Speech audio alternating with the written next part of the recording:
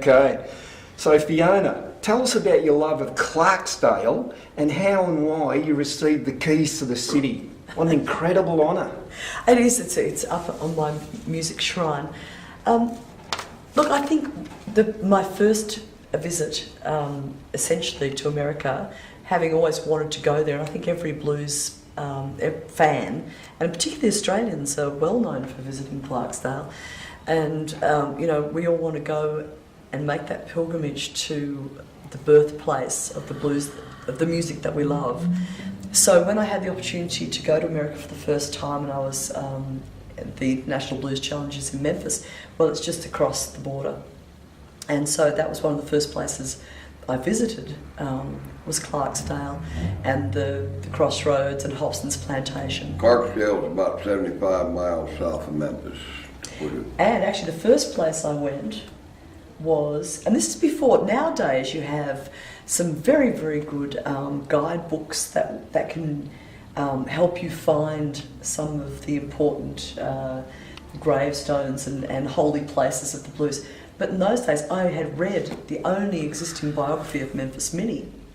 Memphis Minnie, for your listeners, but there's so few women guitarists, but Minnie, of course, was a very important guitarist, female guitarist, and playing in the 50s and 60s. And I knew she was buried in Walls, Mississippi.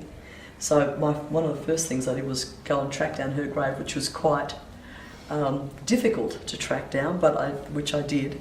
They always are. They always are. And then I went down to Clarksdale. So, over the years, I haven't actually had been in Clarksdale as much as I would have liked, because then I started off, touring around the South and then the Midwest.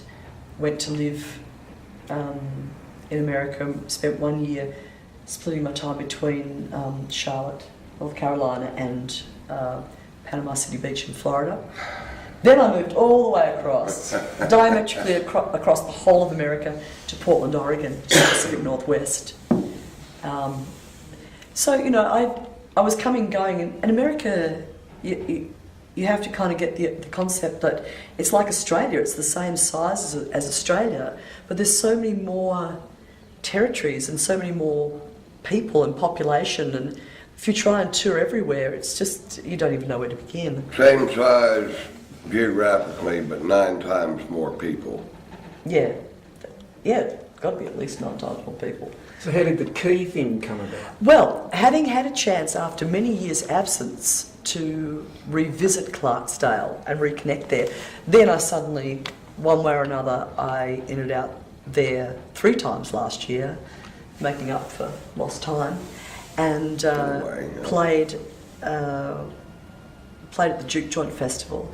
And the Duke Joint Festival is one of the big times of the year for Clarksdale in terms of lots of stuff happening and lots of gigs. All the regular Duke Joints plus extra ones pop up, and stages on the street, and fairground stuff like you'd only get in America, like the racing pigs. Yes, I love the racing pigs. Love the racing pigs, and candy floss, and they'll have barbecue on the streets, all that. So it's a big festival time. But the rest of the time there's always something happening in Clarksdale.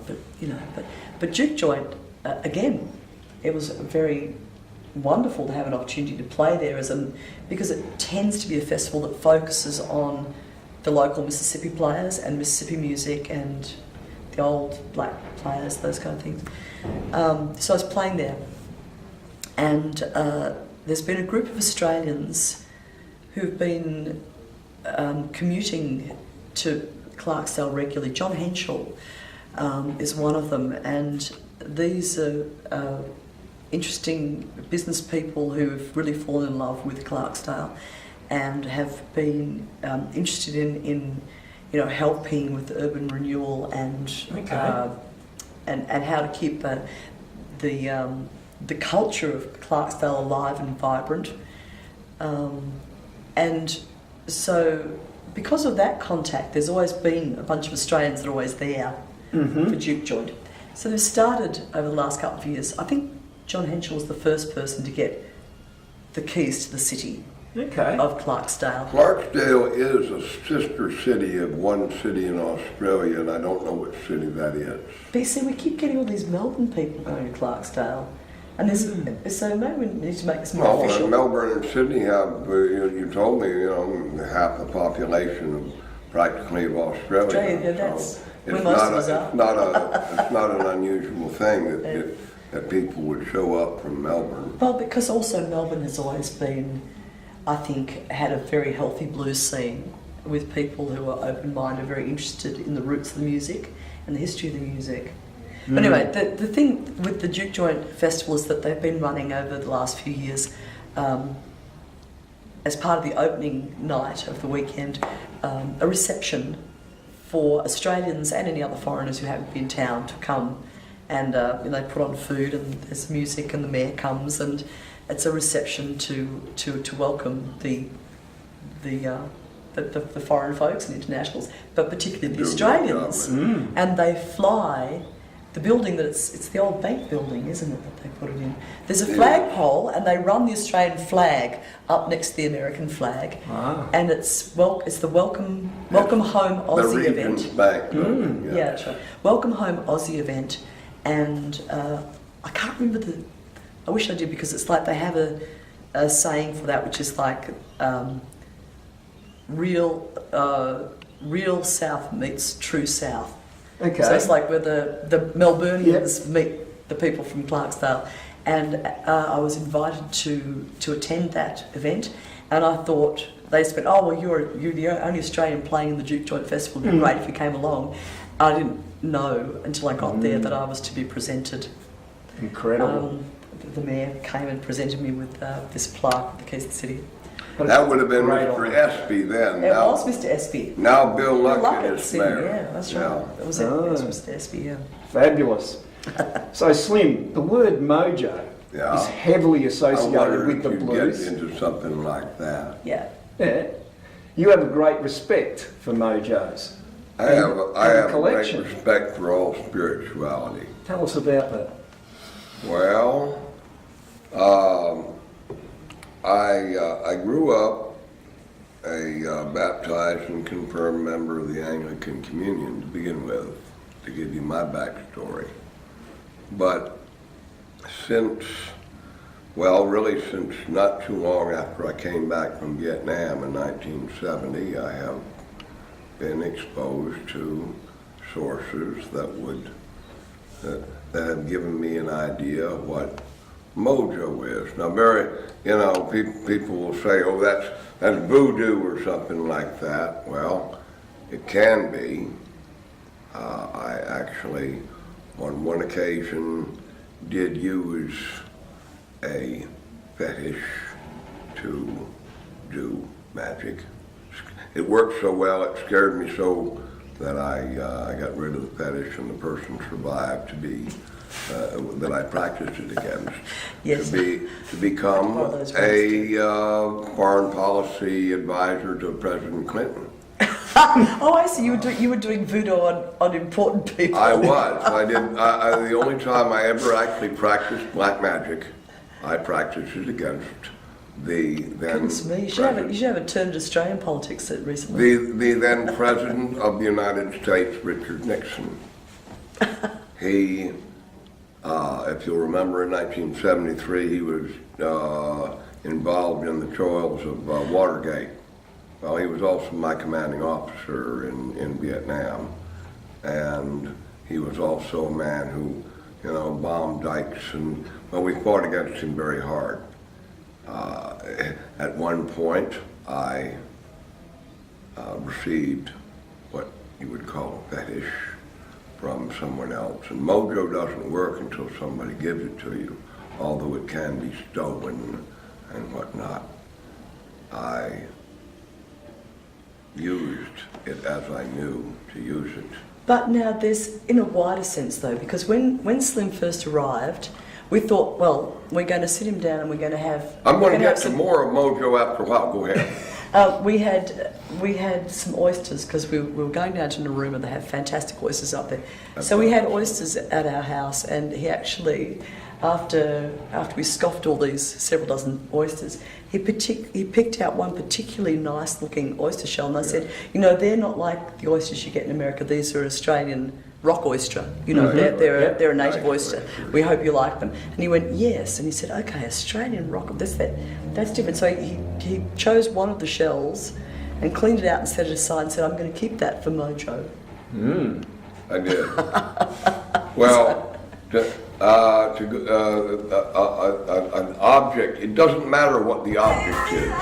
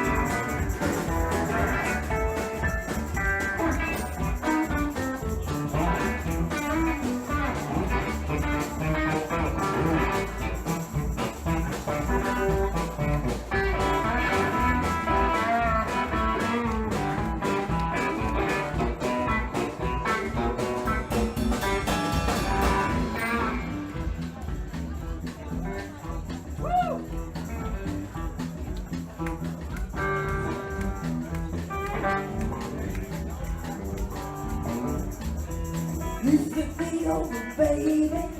Now I want my belly scratched.